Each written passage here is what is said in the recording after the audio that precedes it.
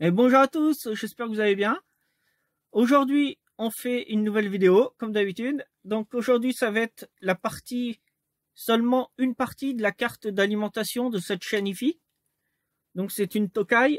Le modèle c'est LHDX-825 MUC. M comme Mathilde, belle Mathilde. U comme je sais pas. C comme Christine, Christelle, Caroline, Carole. Ouais, voilà. Donc, on va voir la partie alimentation parce que dessus, il y a un MC34063. C'est un petit circuit intégré à 8 pattes. Et ce circuit intégré, en fait, on le retrouve dans les alimentations convertisseurs, comment on dit, chargeurs de voiture. Vous savez, vous avez la prise allume-cigare en 12 volts. Et en sortie, vous avez du 5 volts avec une prise USB pour brancher son téléphone, par exemple. Eh bien, la conversion de tension positive en tension positive, on fait ça avec un convertisseur de tension DC-DC, donc continu, et on s'en sert pour abaisser la tension qu'on a au départ en entrée. Donc on va voir ça tout de suite sur le schéma. Voici la partie qui nous intéresse avec le circuit intégré MC34063. Donc pour commencer, ici on a en pin 6, on a V+, plus V, c'est de l'alimentation. Ici, j'ai également mon alimentation, plus V. Donc à chaque fois qu'il y a plus V, ça sera notre alimentation en tension DC. Donc là, vous voyez, il y a un système avec des transistors.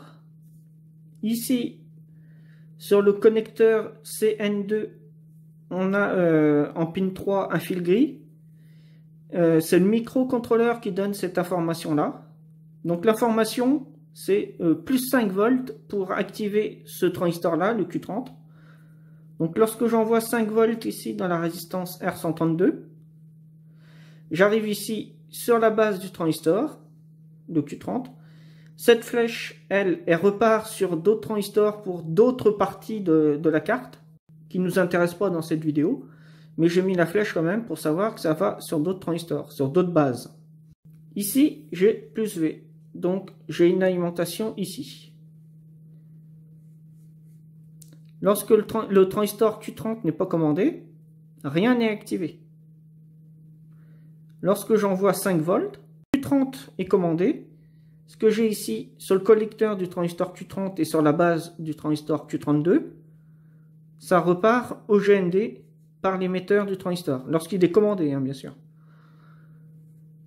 Donc là, lorsque je mets la base de mon transistor Q32 au GND, je viens activer maintenant le transistor Q32. Donc ici, j'ai toujours plus V. Donc ici, j'ai une tension. Ça passe par la résistance. Et lorsque Q32 est activé, ce que j'ai ici passe par le collecteur, ressort par l'émetteur du transistor et retourne au GND. Donc ça revient à dire que je mets ici ma pin 7 quasiment au GND. Ce qui va permettre d'activer le MC34063 en pin 7. Donc lorsque j'ai 0 ici, j'ai rien du tout. Mon circuit intégré n'est pas commandé, il n'est pas activé. Du coup, je n'ai aucune tension en sortie. Lorsque j'ai plus 5 volts ici en pin 3, sur le connecteur CN2, je viens commander mon MC34063 et là, je vais avoir une tension en sortie. Je n'ai pas mis les valeurs de Q30 et Q32, donc c'est la même référence. En NPN, c'est le S8050, et là j'ai mis le brochage du transistor. On a l'émetteur sur la pin 1, la base sur la pin du milieu, la pin 2, et la pin la plus à droite, c'est le collecteur. Ici, je vous ai mis pour le DSB772, ce sera le Q25 qu'on a ici. Donc émetteur pin 1, collecteur pin 2, et pin 3, la base, à droite. C'est un transistor en boîtier TO126. Et lui, il est fixé sur un petit dissipateur thermique. Donc maintenant, je vais venir décaler un peu, qu'on voit bien ici. Si c'est droit, ça serait mieux. Voilà. Donc pin 2 et pin 4 sont au GND.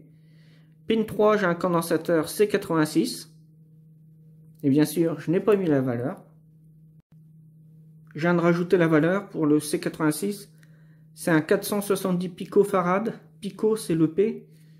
F pour farad. Donc c'est en céramique. Hein. C'est des petits condensateurs couleur orange à moitié. Donc pin 1 et pin 8 qu'on a ici. Je vais venir commander mon transistor Q25.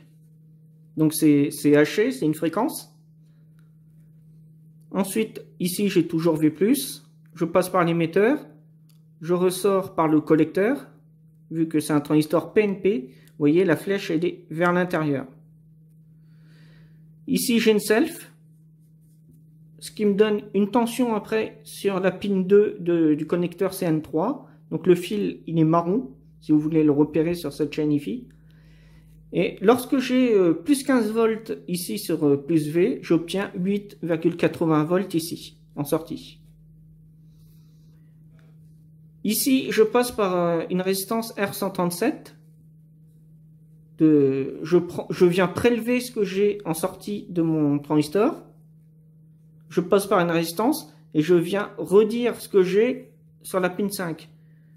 Donc en fait, c'est une contre-réaction. Suivant ce que je vais avoir ici, je vais venir ajuster en pin 8 et pin 1. Si je suis trop haut, si je suis trop bas, c'est grâce à la pin 5 et la résistance R137, R133 et R134.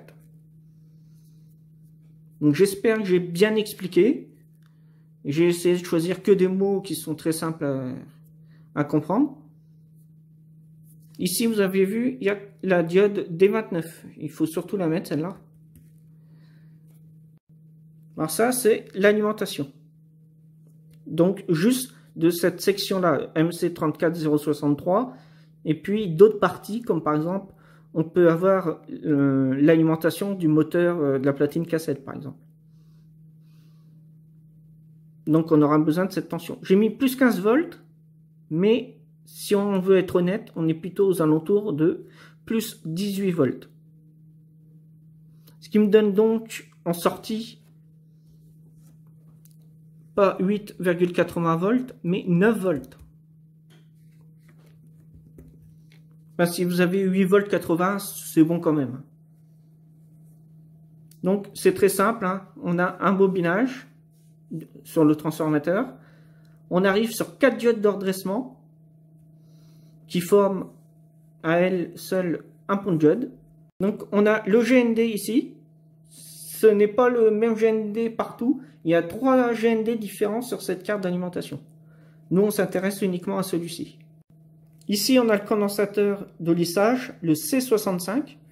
C'est un 4700 microfarad 25 volts. Donc, comme je vous dis, on est plutôt aux alentours de plus 18 volts ici. Le C66, c'est un condensateur céramique, comme les autres qu'on a vus, sauf que c'est du 100 nanofarad. Alors lui, il sert de filtrage. Ça permet d'enlever certains parasites qu'on pourrait avoir ici sur la tension plus V. Donc maintenant qu'on a vu tout ça, on va aller sur la carte et faire des mesures pour vérifier la tension sur la pin 2 du connecteur CN3. Donc la tension ici.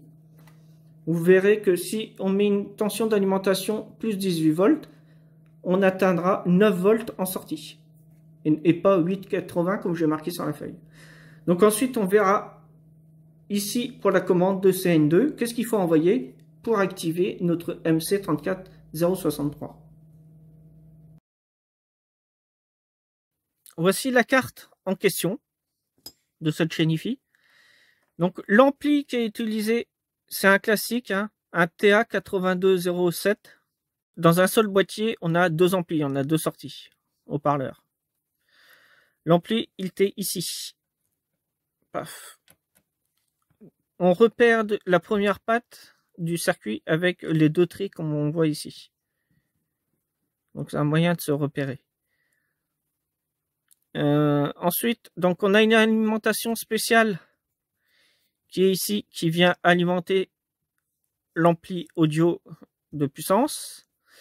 On a une autre alimentation qui est composée ici. Alors ça, c'est ce qui nous intéresse, du convertisseur de tension DC-DC. Donc ici, on a 2 bobinages de transfo, on a 4 diodes de 1N5402 pour redresser la tension qu'on a en sortie de transfo, et on a un gros condensateur de lissage pour fournir une alimentation de plus 18 volts. Sur le schéma, vous verrez que j'ai mis plus 15 volts, mais pour le fonctionnement, on sera en 18 volts. Alors maintenant, on va tester ce montage. Donc ici, le GND fil noir, et ici, le plus, le fil rouge. Donc je vais prendre une alimentation de laboratoire que j'ai réglée. Donc je vais la régler à 18 volts. Donc je prends les fils d'abord pour éviter qu'il y ait un court-circuit. Sait-on jamais. Voilà, on peut brancher tout ça. Bon alors je mets sous tension, là elle est à 15 volts, je la règle à 18 volts. Je vous fais voir, on est bien à 18 volts. Bon, regardez pas le bazar, hein, il y a de tout là. Bon alors, ma pointe de touche, je la mets juste ici. C'est la résistance de contre-réaction. Donc je mets sous tension et on va voir la tension qu'on a. On a la 0 volts, ce qui est tout à fait normal. Si on reprend le schéma de tout à l'heure, on voit que sur la R132, il faut que j'envoie un plus 5 volts. Donc, là, je vais me servir d'un prototype que j'avais fait pour une alimentation réglable. Vous voyez, MOSFET, transistor et tout ça. Donc, elle est réglée en plus 5 volts. Donc, le fil jaune, je vais le relier au fil rouge d'alimentation. Le fil vert, je vais le relier sur le GND. Et notre sortie se fait par le fil bleu. Donc là, maintenant, je vais aller souder mon fil bleu ici pour envoyer du plus 5 volts dans mon transistor sur la base. Et on va voir ce qu'on aura en sortie de notre montage. Alors, j'ai réglé mon alimentation sur plus 18 volts. Et vous allez voir, on est à 9 volts 57. 9 volts 59, quoi. Si maintenant je remets mon alimentation à plus 15 volts, alors je la mets sous tension, je rediminue jusqu'à 15, on y est presque. Donc je vous fais voir rapidement, l'alimentation, elle est à 15 volts. Bon, il y a du bordel là. Je prends maintenant ma tension et je suis à 8 volts 81. Et moi j'avais 8 volts 80, donc c'est bien ça, à 15 volts en tension continue.